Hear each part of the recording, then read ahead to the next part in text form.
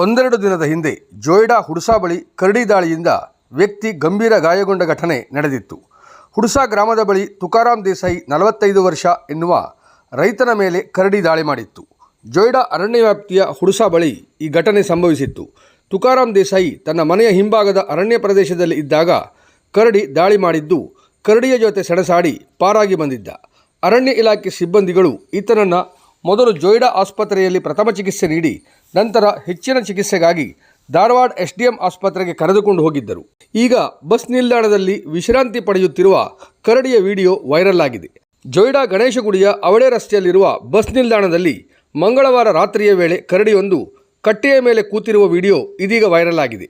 ವಾಹನ ಸವಾರರೊಬ್ಬರು ರೆಸಾರ್ಟ್ನಲ್ಲಿ ಕೆಲಸ ಮಾಡಿ ಮನೆಗೆ ಹಿಂದೆ ತಿರುಗುತ್ತಿರುವ ವೇಳೆ ಕರಡಿ ಕಂಡು ಮೊಬೈಲ್ನಲ್ಲಿ ವಿಡಿಯೋ ಚಿತ್ರಿಸಿದ್ದಾರೆ. ಜಿಲ್ಲೆಯ ಉಳಿದ ತಾಲೂಕುಗಳಲ್ಲಿ ಚಿರತೆಯ ಹಾವಳಿ ಜೋರಾಗಿದ್ದರೆ ಜೋಯಿಡಾದಲ್ಲಿ ಕರಡಿಯ ಹಾವಳಿ ಜೋರಾಗಿದೆ. ಅರಣ್ಯ ಇಲಾಖೆ ಎಚ್ಚೆತ್ತುಕೊಳ್ಳದಿದ್ದರೆ ಹಳ್ಳಿಗಳು ಕಾಡು ಪ್ರಾಣಿಗಳ ವಾಸಸ್ಥಾನ ಆಗುವುದರಲ್ಲಿ ಸಂಶಯವಿಲ್ಲ.